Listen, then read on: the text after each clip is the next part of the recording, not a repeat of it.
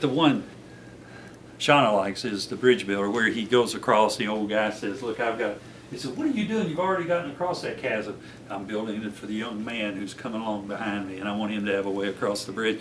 And it's the same thing with the bridge. I mean, if your point's well taken, it's the bridge's project, it's for future generations, because it would have been gridlock 2025. You remember that number? 2025? Gridlock. The business community did not seem to understand the importance of the project. The bridges are critical. A tremendous amount of commerce comes in by ship into the Gulf ports. I mean, we were running up against some real deadlines if you really look at everything, and talking about gridlock, talking about the development of River Ridge.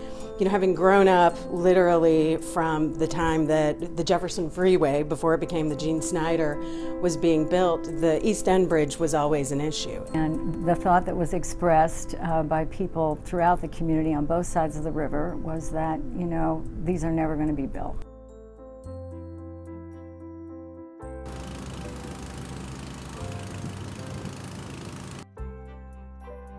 I'm Ed Glasscock, Chairman Emeritus of Frost Brown Todd Law Firm. In 2007, we had been talking about the bridges for 30 to 40 years. That's right, 30 to 40 years. The record of decision had been issued in 2003, recommending 2 bridges and 1 project. We knew we had no choice but to build the bridges, because it was estimated that Louisville would experience gridlock on the downtown bridges on or about 2025. And we estimated that the bridges would be completed 2024 if we started right away. Traffic would bypass Louisville. In addition, we knew that the bridges were critical for economic development opportunities in this region. Early in 2007, Joe Reagan, CEO of GLI, came to see me with the idea that we should form a Bridges Coalition and move the Bridges project forward using the same business model that we had used with the merger of city and county government in 2000. I agreed to chair the Business Coalition in that meeting with Joe. The first step was to contact the leadership in our entire region. We had to contact Louisville Downtown Development Corporation. We needed to contact the Regional Leadership Coalition and One Southern Indiana, so that we have all the business organizations to work together with GLI in forming this coalition.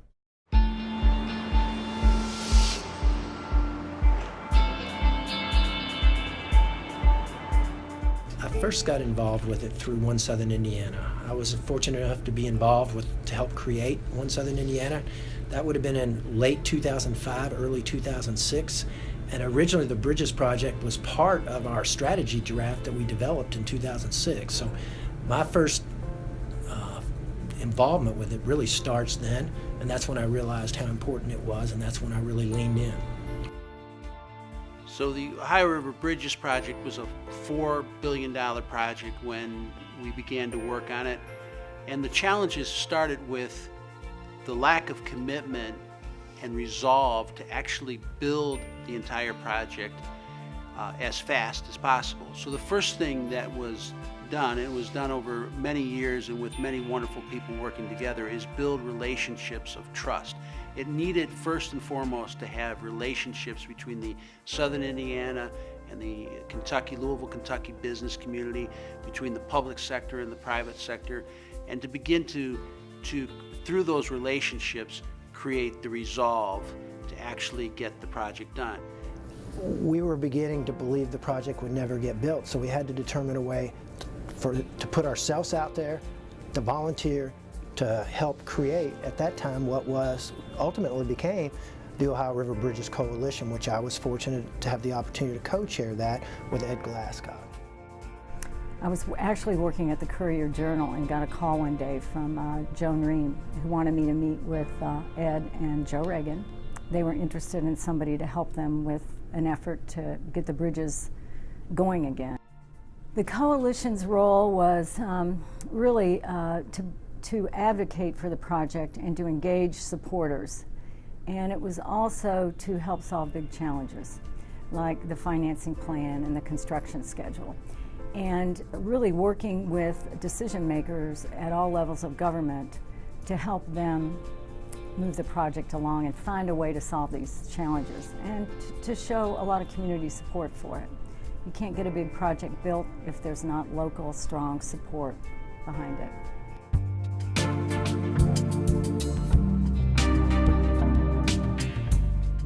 In my mind, the goal of the coalition was to contemplate the creation of a bi-state authority as a new independent agency charged with the task of developing a viable financial plan to deliver the strategy for the Ohio River Bridges project. I was fortunate in December of 2009 to be appointed to that authority by executive order under Governor Daniels. When the authority was first created, and granted there were different sort of forms of the authority over the years.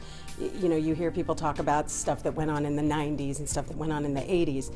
And when the authority was created in 2009, I think there was definitely a huge chunk of the business community that wanted it to occur. And the reason the Bi-State Authority was so important was it was the first time that a group in the public sector was stepping up to look at the entire project, both in Indiana and Kentucky, and to start to bring the creativity to the issue of funding and financing in a way to make it happen.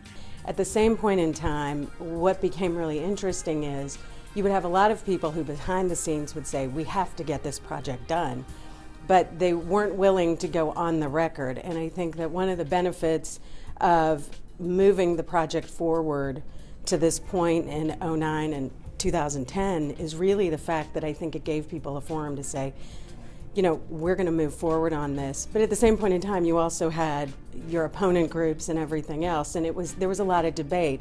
You know, I can give the authority a lot of credit, but I think the Bridges Coalition, particularly David Nicklees and Bill Samuels, just did a tremendous job of when we did need support or any sort of help. They were fantastic about rallying the troops, getting things done, and really just being an incredible support staff.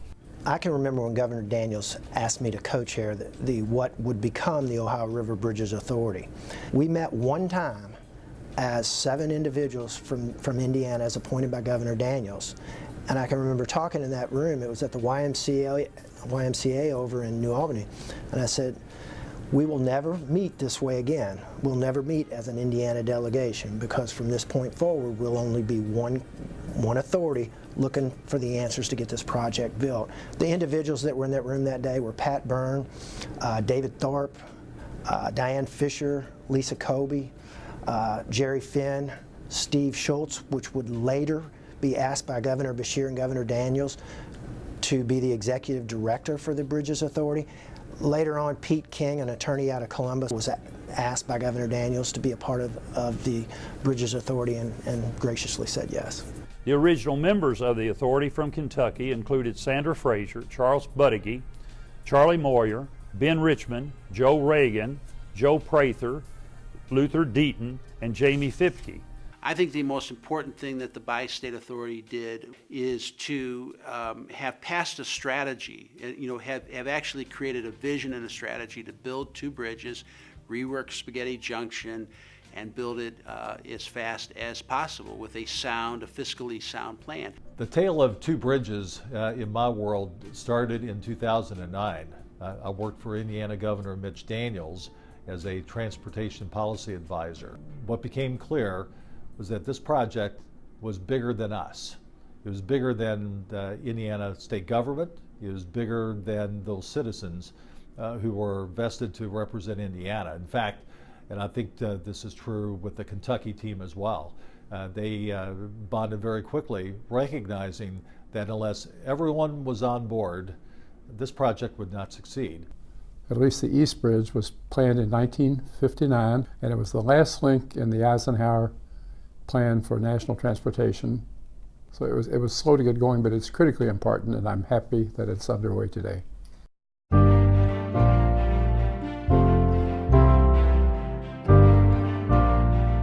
What was the economic development argument for this project? We had to really, this is all about jobs, quality of life, bringing the community together. So we always had to keep that focus. Safety is one huge factor, especially in Spaghetti Junction. There were so many accidents. The weaves in that, all the three of those interstates coming together was amazing. So I think we're going to see really lives saved as a result. And you know, there are so many people who have been involved in the conversations over the last 40 some odd years about this, that it was really time that we as a community and a region embrace this and get it done. It's all about future generations. It's all about keeping young people in the Metro Louisville area and attracting the young people back who have left and attracting other young people. The significance of the Ohio River Bridges project goes far beyond what could be measured in steel and concrete. It's an accomplishment that in fact is foundational to everything we can and should accomplish as a community on both sides of the river. This is a big deal.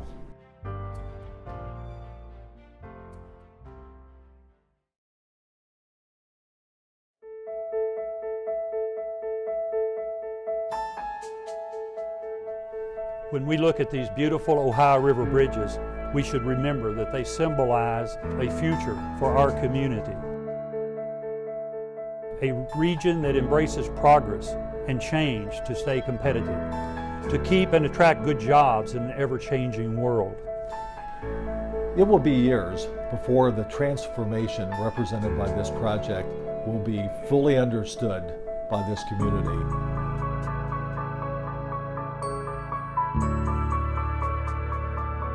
I just think it brings our region together more, whether you're in a car or whether you're a box on a truck or you're walking or biking across that Big Four Bridge right now.